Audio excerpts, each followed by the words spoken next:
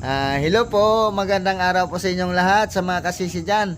Sa araw na ito may isisya naman po ako na kasabihan po. Dito sa ibabaw ng mundo, lahat po tayo ay pantay-pantay. Walang mayaman, walang mahirap, walang matalino, walang mangmang.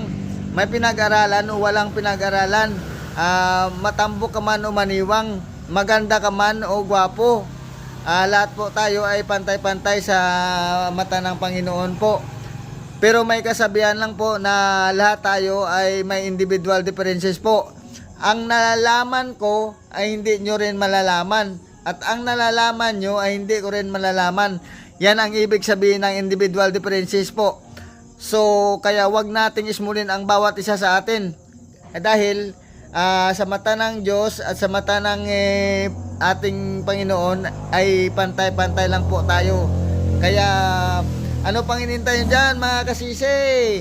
Sa lahat po, follow and share na. Let's go!